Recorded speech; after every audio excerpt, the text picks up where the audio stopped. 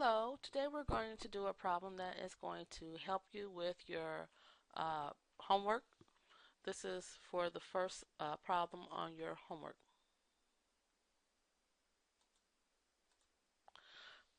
So we're going to go back and talk about the hypergeometric formula. Suppose the population consists of n items, k of which are successes, and a random sample drawn from that population consists of n items, k of which are successes.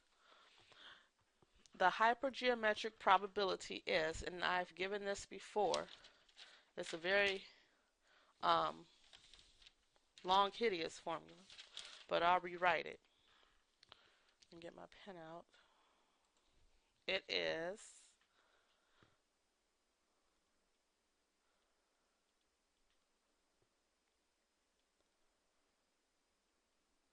so basically all you have to do is substitute numbers back in for these letters that I'm putting down here, these subscripts. The big C is what you call a combination.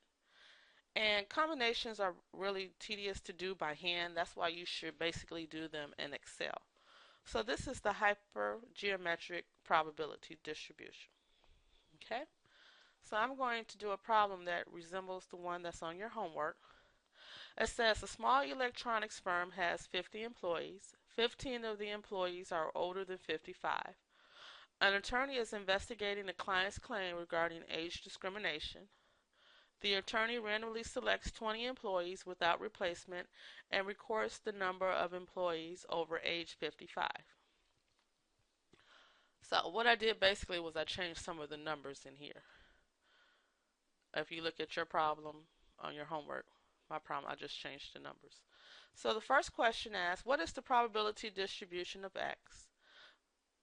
The number of employees over age 55 in a sample of 20 selected without replacement.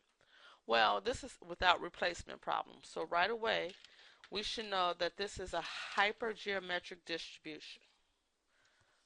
Okay, so that's what kind of distribution, that's what it's asking. So this is a hypergeometric distribution. And what we're going to do is we're going to define some of the variables. If we go back to the problem, it gave us some crucial information that we need. It says that it's a total of n employees. 15 of those were sampled. 15 of those are people older than 55. So out of 50, 15 of the employees are older than 55. So we consider that a success. And then we took a random sample of 20 employees. And then we're going to determine what the rest of the information is. So we're going to plug this information back in. Oops. So the total number of people in the survey is 50. The total number of people working at this firm is 50. 15 of these people are over the age of 55. And we took a sample of 20. So basically that's the answer to this question. What is the probability distribution of X, the number of employees over age 55 in a sample of 20, selected without replacement? Okay, so that's all the information you need for that question. Now the next question asks, find the average number of employees over the age of 55 in the sample. So this is the formula for the average, which is also known as the mean. It's n times k all over n. So we already have these numbers. We just need to plug them in. N is the sample that we took. K is the number of successes in the overall population. And then n is the total population, which is 50. So when I calculated that out, I got a mean of 6. Okay, so you need to know that formula for mean. And I know the book is a little complicated to read, all those different symbols. For the standard deviation, the first thing I'm going to do is I'm going to calculate the variance. This is the formula for the variance. N times k times n minus k times n minus n all over n squared times n minus 1. So yes, that's another long formula. So we got to plug in all of our numbers in here. So this is 20. K is 15. This here is n minus k, which is basically 50 minus 15, and that would be 35. This will be 50 minus 20, which will be 30. We're going to put that all over n squared, which would be 50 squared, times 50 minus 1, which is 49. Okay, so I know that's a lot. Let's go ahead and calculate it out. 20 times 15 times 35 times 30. I got a big number here at the top, 315,000.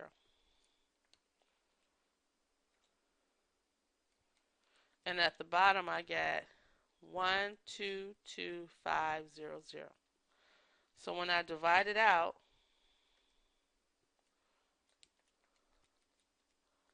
I get a variance of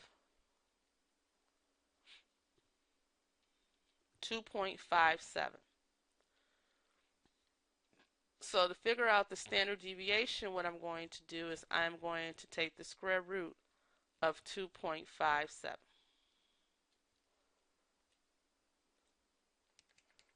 And I get 1.6.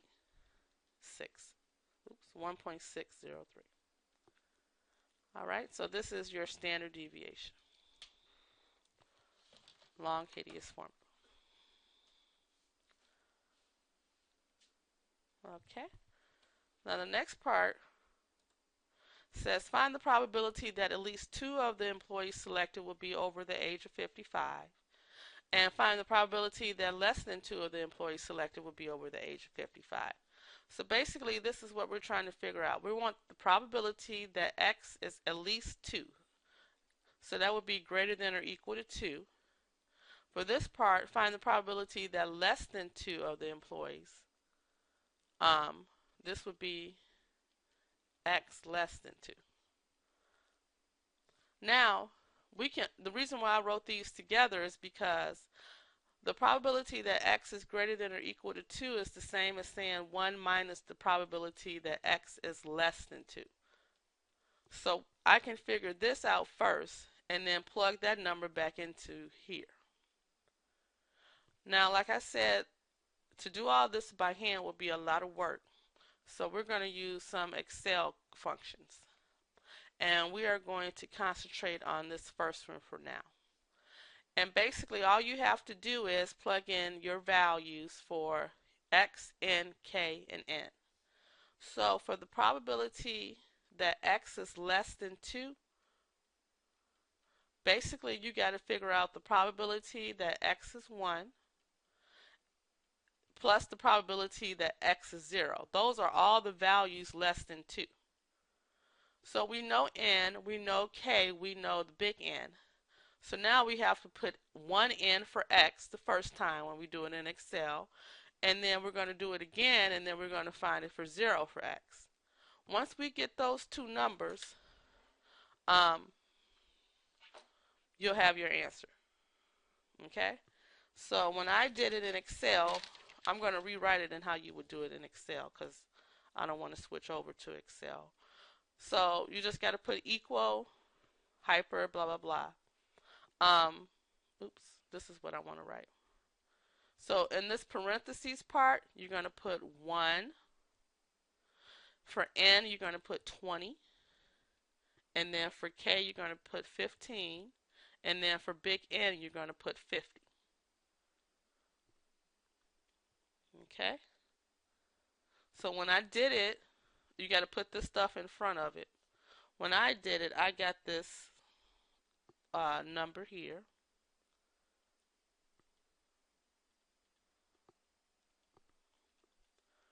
Okay, so now I'm going to do it again, except I'm going to change this 1 to a 0. Everything else stays the same. So all you have to do is just type in equal hyper or height geom dist. It's kind of hard to say it because it's abbreviated. And then you're going to put in these numbers. When I did it for 0, I got 0.0000689. So now what I'm going to do is I'm going to add up these two numbers. And when I add them up, I get 0.00136. Okay, so that's the answer to this. 0.00136. So to figure out the answer to this first part, the probability that x is greater than or equal to 2, I'm just going to subtract off 0.00136. And when I did it, I got an answer of 0.99864.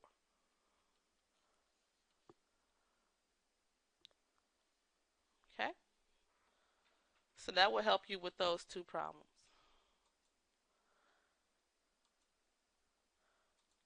All right, another problem that I wanted to do, let me see if I can erase this.